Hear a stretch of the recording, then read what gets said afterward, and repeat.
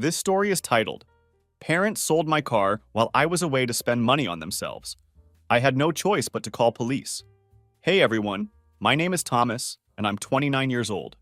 For the past few years, I've been working as a mechanic in Phoenix, where I've built a decent life for myself. Cars have always been my passion since I was a kid. There's something about engines and chrome that just speaks to me on a deeper level than most people understand. After years of hard work and saving every extra dollar I could, I finally managed to buy my dream car last winter. It wasn't just any car. It was a beautiful black Nissan Skyline that I'd had my eye on for years. This wasn't just a vehicle to me. It was the culmination of countless hours of overtime, sacrificed weekends, and relentless dedication. From the moment I brought it home, I poured my heart and soul into that car. I spent countless nights working on it, adding custom parts piece by piece, modifying everything from the engine to the interior. I even installed genuine leather seats that cost me a small fortune. Every bolt, every detail was perfect, just the way I wanted it. This car wasn't just transportation. It was my passion project, my pride and joy. My dad never really understood my love for cars. He's always been the type to criticize how I spend my money, constantly lecturing me about how cars are just money pits and how I should be saving for the future instead. It's that typical boomer mentality where anything that brings joy is somehow a waste if it doesn't appreciate in value. Over the years, I've learned to ignore his lectures, though I can't deny that his disapproval still hurts sometimes. I worked my ass off for this car, and I thought he'd at least respect the dedication it took, even if he didn't share my enthusiasm. Financial stability has always been a bit of a roller coaster in my dad's life. His money troubles come and go like waves. Sometimes he's doing fine, other times he's completely broke. I never knew the whole story behind his financial ups and downs, but I could tell things had been particularly rough lately. Still, I never thought he'd do something truly insane. I never imagined he'd cross a line that would change our relationship forever. Then one regular Monday morning it happened. I walked outside to head to work, only to discover my car wasn't in the driveway. My first thought was that maybe Dad had moved it for some reason, so I checked the whole street with a growing sense of panic in my gut. I asked all the neighbors if they had seen anything, but nobody had. That's when the real worry set in. I rushed back inside and found my dad in the kitchen. He was acting weird, too casual, like he was trying too hard to seem normal. My heart was pounding like crazy as I tried to stay calm and ask him about my car. He just shrugged, saying something vague about needing driveway space. His voice sounded off, and he wouldn't even look me in the eye. That's when I knew something was seriously wrong. I started pressing him for answers, my voice getting louder without me even meaning for it to. I needed to know what was going on. He kept dodging every question, muttering nonsense that didn't add up to anything coherent. Finally, after what felt like forever, he broke. "I sold your car," he admitted flatly. My fucking car. The one I spent years saving for. Hours of work, gone in an instant. He just stood there looking at me, actually expecting me to understand. He said he needed the money, that he was backed into a corner and had no other choice. The way he explained it, he seemed to genuinely think I would just accept this because we're family. I couldn't even process what I was hearing. I was caught between wanting to scream at the top of my lungs and breaking down in tears. How could he possibly think this was okay? He had stolen something that meant everything to me and sold it without even asking. And now he actually believed I should forgive him because family comes first. Like that somehow justifies stealing my car. My brain was spinning, trying to understand how anyone could do this to their own son. I demanded to know where my car was, who he sold it to, and how much he got for it. But he just kept dodging, giving vague answers, acting like he didn't owe me a proper explanation. I could feel the betrayal sinking in deep, with anger building up inside me with every word he spoke. I thought about all those late nights at the shop, the extra shifts I'd picked up, all the overtime hours, and every sacrifice I had made to save up for that car. He had undone all of it in a single day, and he didn't even think twice about it. In a daze, I called up my best friend Nathan and told him what happened. He was as shocked as I was. He suggested checking security cameras or looking for any evidence that might help, but deep down, I already knew the truth. My own father had really sold my car and didn't care what it meant to me. I confronted my dad one more time, asking if he was going to make this right. He just looked annoyed, repeating that he had no other options. That's just how it was in his mind. He actually told me I could always get another car later. Like that made everything okay. I could feel myself losing control. Every word he said just made everything worse. He just didn't get it and didn't even try to understand. It was then that I realized this wasn't just about the car. It was about respect, or the complete lack of it. My dad had shown no respect for me as an adult, no respect for my property, and no respect for all the work I'd put into getting that car. I had no idea where to go from there, but I knew one thing for sure. I wasn't letting this slide. Nathan and my other friends suggested going to the police, offering to help look into legal options. They all agreed my dad had crossed a major line. When I told him I might have to get the law involved, he looked at me like I'd lost my mind. He couldn't believe I'd actually go that far, like I was the one being unreasonable. But what else was I supposed to do? He'd left me with zero options. I gave him one last chance. I told him he had exactly 3 days to either get my car back or I was taking it further. He didn't say a single word in response. He didn't even seem bothered, which just made my blood boil even more. I couldn't believe he thought he'd get away with this, that I just let it slide. This wasn't over. Not even close. A few days passed with complete silence from my dad.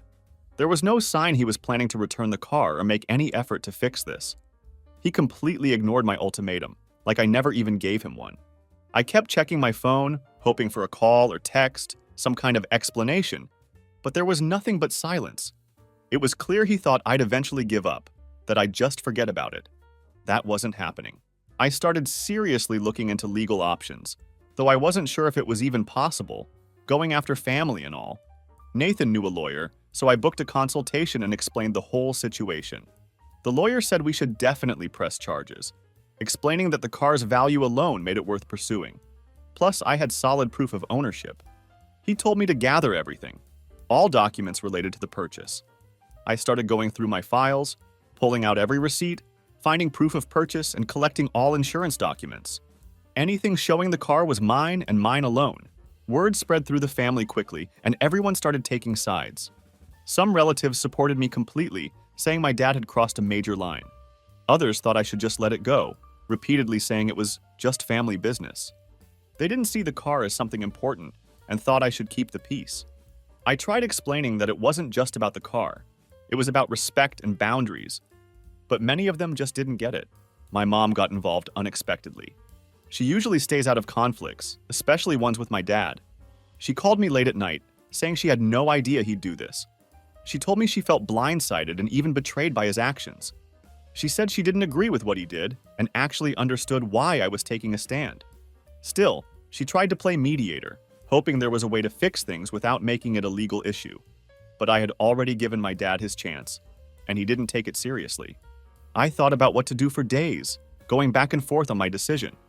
Finally, I decided to file a police report. It felt strange doing this. I never thought I'd be reporting my own father to the police, but it seemed like the only way left, the only way to get through to him.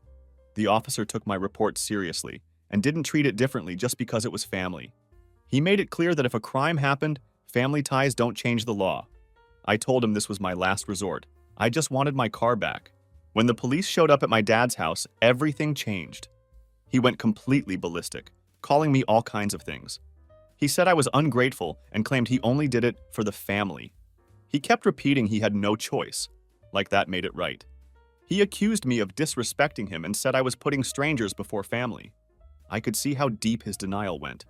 He really thought he did nothing wrong, that I was the one out of line. Then my siblings got involved. The older ones reached out first, begging me to drop the report. They said I was tearing the family apart over just a car. They argued things were already tough for Dad, and that I was only making it worse. Some even told me they were disappointed in me and wanted me to just let it go. But I wasn't backing down. I wasn't letting their guilt trips work, and family pressure wasn't going to change my mind. I'd given Dad more than enough chances, and he chose not to take them. Now he had to face the consequences. The police started their investigation and tried to track down who bought the car.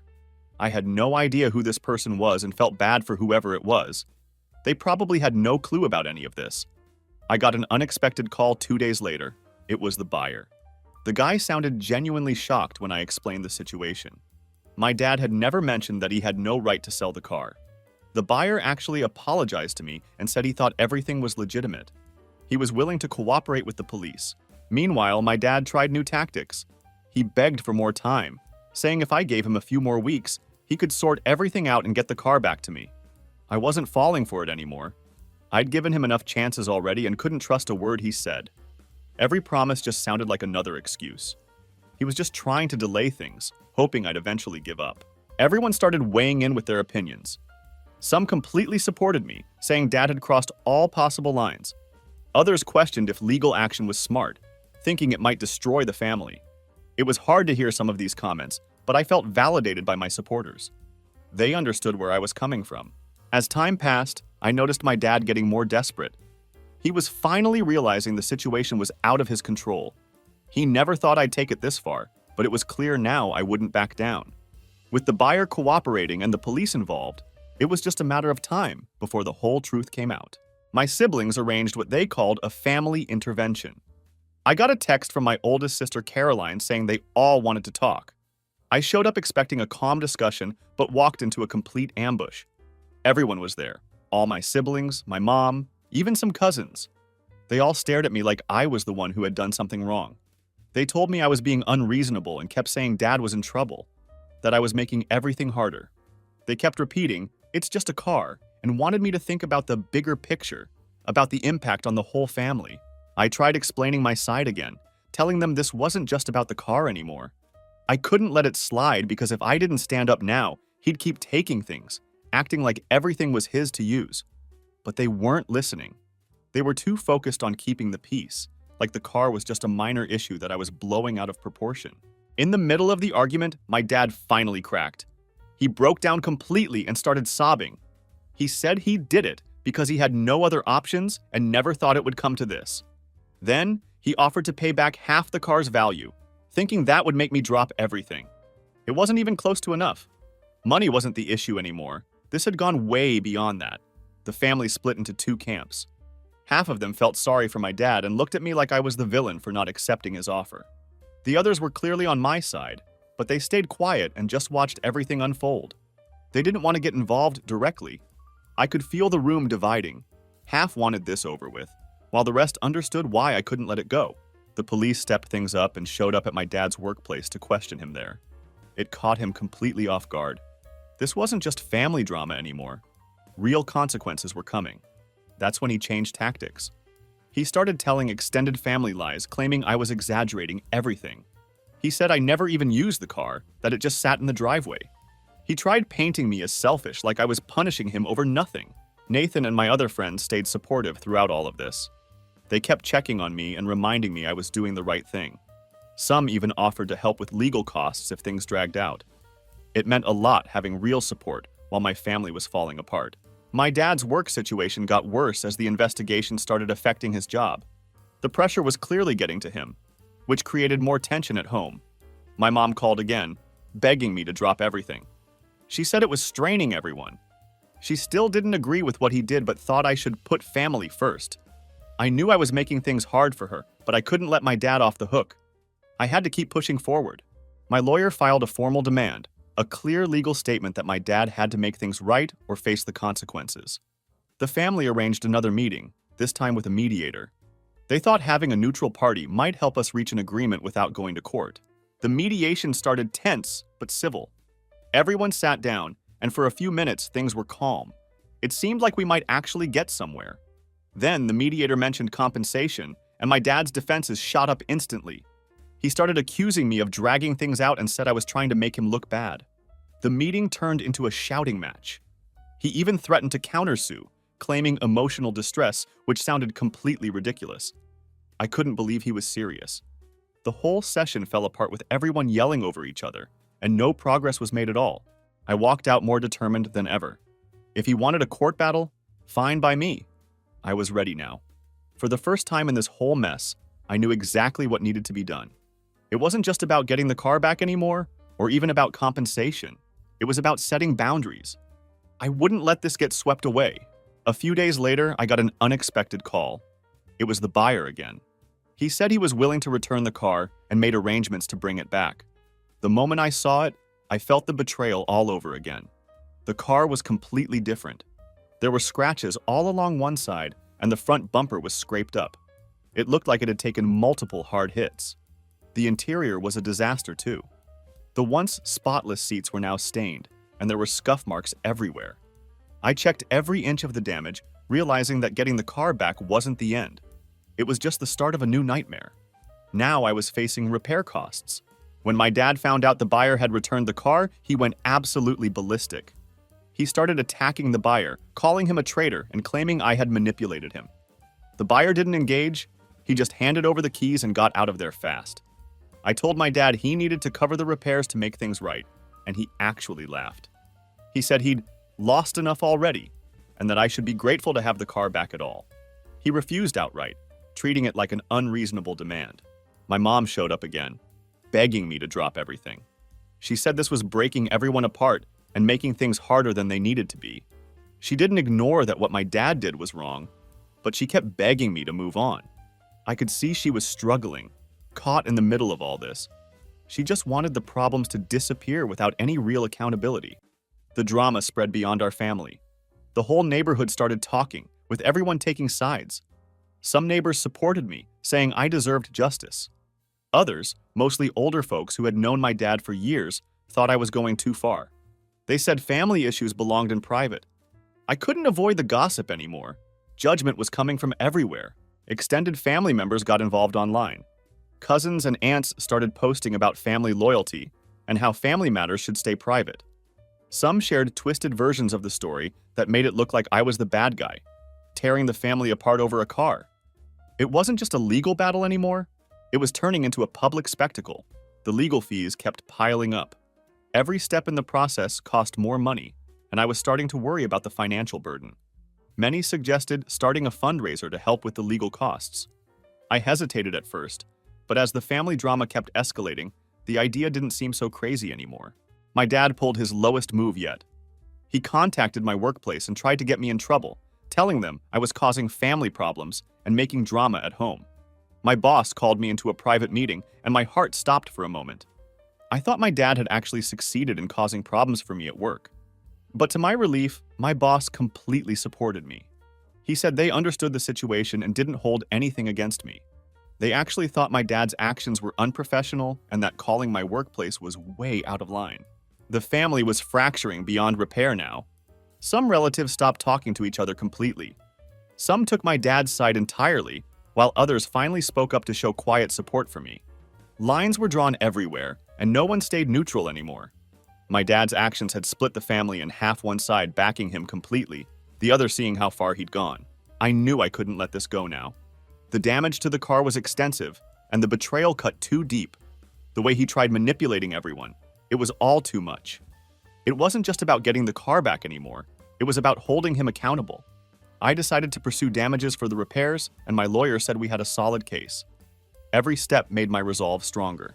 As the court date got closer, my lawyer told me to prepare everything, gather all documents, save every text, and collect proof of all the damage. I needed to be fully ready because my dad wouldn't back down easily. It felt surreal preparing for a legal battle against my own father, but it was the only option left. This wasn't about the car anymore, it was about principles. When we got the final court date confirmed, everything felt more intense, like the final showdown was approaching. My lawyer reached out with a timeline and a plan to gather the remaining evidence. We needed to make sure every document was ready, all ownership records in order, and proof of damages organized. This was no longer just a family dispute. It was a full legal case now, with both sides preparing. A few days before court, I got a surprise call from a group of family members, including my mom. They wanted me to reconsider and begged me to drop the case. They said the situation had gone too far and pleaded that my dad would lose everything. He might even lose the family home if things went wrong. I listened to them carefully, but nothing changed my mind. He had so many chances, and he chose to dig in deeper each time. My dad made one final move. He showed up at my place unannounced and said he'd had enough. He gave me an ultimatum: either drop the charges now, or he'd cut me out completely. He threatened to write me out of his will, make sure I never saw any inheritance, and cut off all remaining ties. This wasn't just an empty threat.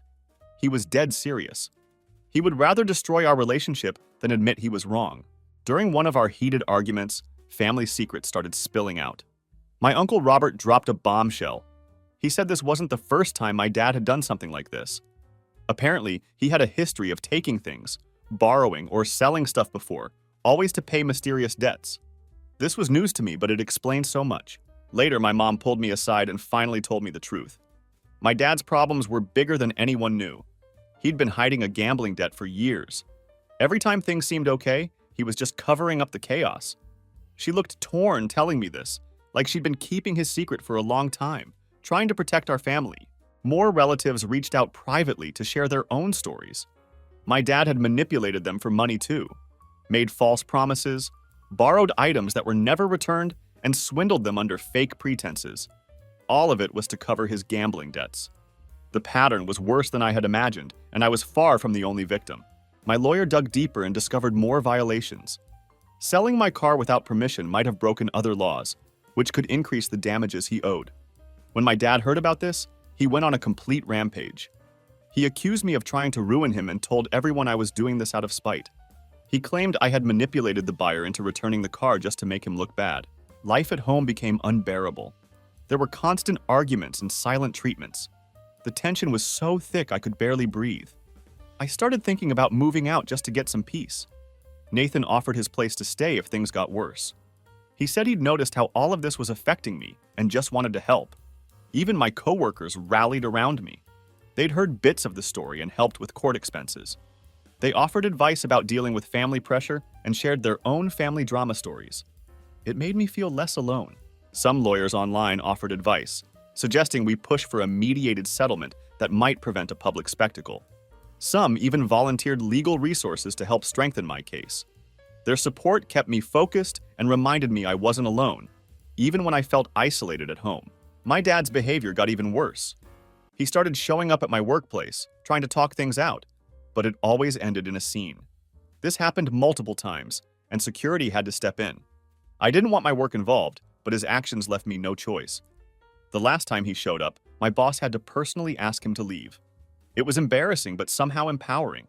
A line had been crossed, and it showed how far he'd go to avoid facing the truth. I knew for certain now that I couldn't back down. I'd spent weeks hoping he'd see sense, but with the court date getting closer, it was clear that wasn't happening. Every time he pushed, it only strengthened my resolve.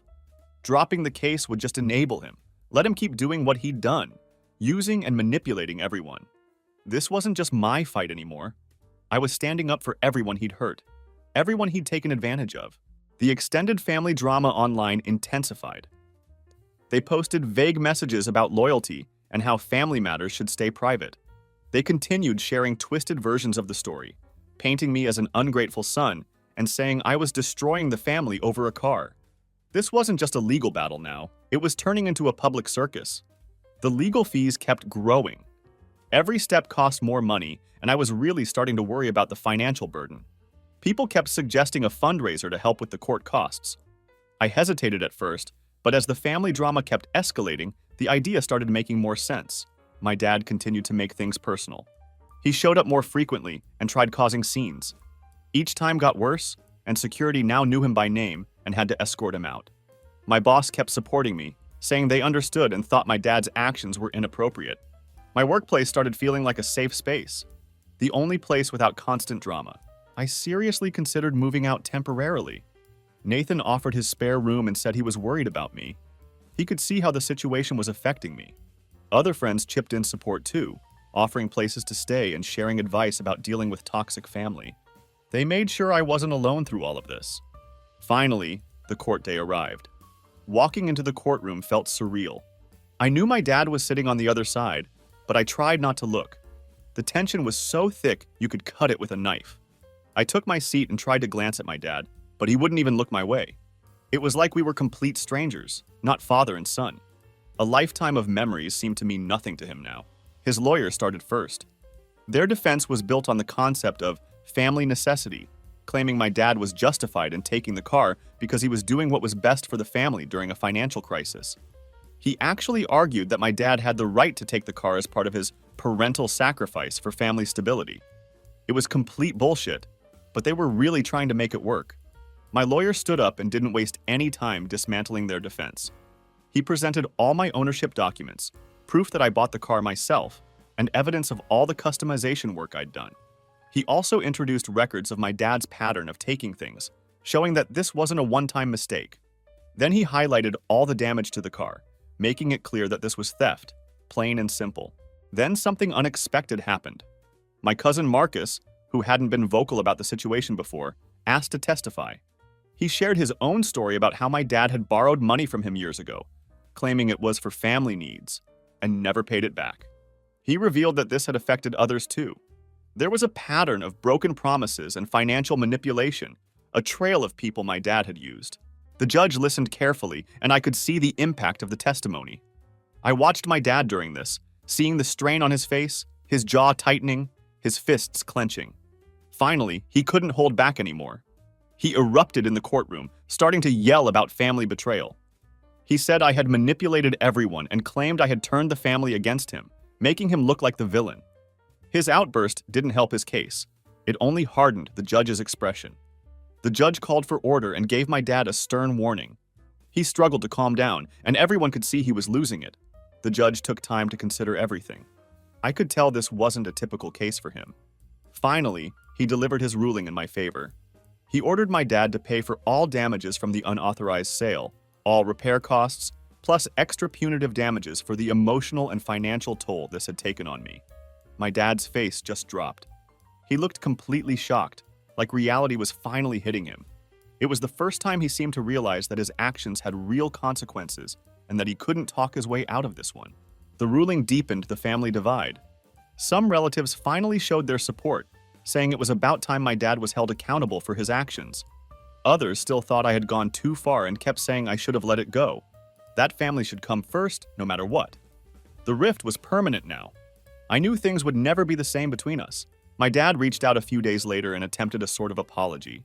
He said he was sorry things had gone this far and claimed he didn't mean for such a mess to happen. But there was something missing in his words. He didn't really get it. He couldn't understand why I felt so betrayed. It was hard to tell if he was actually sorry or just regretted the consequences he was facing. I spent the next few days reflecting on everything that had happened. I finally felt some closure. I had stood up for myself, set clear boundaries, and made it known that I wouldn't be taken advantage of, even by family. I realized an important lesson through all of this. Family loyalty doesn't mean sacrificing self-respect. Some relationships need to end if they're not based on mutual respect, if you can't trust each other. The support from strangers helped a lot through this ordeal. Others shared similar stories about family struggles and having to make tough choices when family crosses lines. Their stories reminded me that I wasn't alone and that others understood the pain of family betrayal. After everything that happened, I made a big decision. I started looking for my own place, somewhere I could live independently, away from all the family drama. It was a huge step, but it felt right. It was time to build a life on my own terms, without the shadow of family issues and without the toxic dynamics that had defined our relationships for too long. This whole experience taught me a lot about the importance of boundaries, standing up for myself, and finding strength in unexpected places. I'm moving forward now, ready to start a new chapter in my life, one defined by my own choices, free from past conflicts. For the first time in a while, I feel optimistic. I'm ready to build a life on my own terms. I know I did the right thing, even if the cost was high. I've come to realize that some bridges are worth burning if they only lead back to pain. Looking back at everything that happened, from the moment I discovered my car was missing to the final court ruling, I can see how much I've grown. I went from someone who would let family walk all over me to someone who values self-respect above toxic family ties. It wasn't easy, and there were moments I almost gave in to the pressure, but I'm glad I stood my ground. The car is almost fully repaired now. Every time I work on it, I'm reminded of both the betrayal and the victory. It's become a symbol of my independence, a reminder that I won't let anyone, not even family, disrespect me or take what's mine. Some family members have started reaching out again, testing the waters to see if relationships can be mended. I'm cautious but open to reconnecting with those who supported me, or at least respected my decision, even if they didn't agree with it. As for my dad, we haven't spoken since his half-hearted apology. Maybe someday we'll find a way to have some kind of relationship again, but it won't be the same, and it will only happen if he truly acknowledges what he did and takes responsibility for it. Nathan and my other friends who stood by me through all of this have become like a chosen family. They've shown me what true support looks like. My coworkers, too. They've been more understanding than I could have hoped for, especially considering how my dad kept bringing the drama to my workplace. I still think about the family secrets that came to light during this whole ordeal. My dad's gambling problems, his history of taking advantage of other family members. In a way, I'm glad it all came out. The family needed that truth, even if it was painful. Too many people had been enabling his behavior for too long. My new apartment isn't fancy, but it's mine. I'm slowly making it feel like home. The skyline sits in the covered parking spot right outside, a daily reminder of what I fought for. I'm saving up to finish the last few custom touches I had planned before all this happened. If there's anything I want others to take from my story, it's this. Don't let anyone take advantage of you, even if they're family. Blood doesn't give someone the right to disrespect you or take what's yours. Stand up for yourself, set clear boundaries, and be prepared to enforce them. Even when it's difficult, even when others pressure you to, keep the peace at your own expense. I don't regret calling the police. I don't regret taking my dad to court. Those were the hardest decisions I've ever made, but they were the right ones. Sometimes the right path is the most difficult one, the one that comes with the most resistance and criticism. But at the end of the day, you have to live with yourself, with your choices, with how you allow others to treat you. My dad sold my car because he thought he could get away with it. He thought family ties meant he could do whatever he wanted without consequences. He was wrong. And I hope that lesson sticks with him, even as we go our separate ways. I'm Thomas, I'm 29, I'm a mechanic who loves cars, and I refuse to be a victim. That's my story.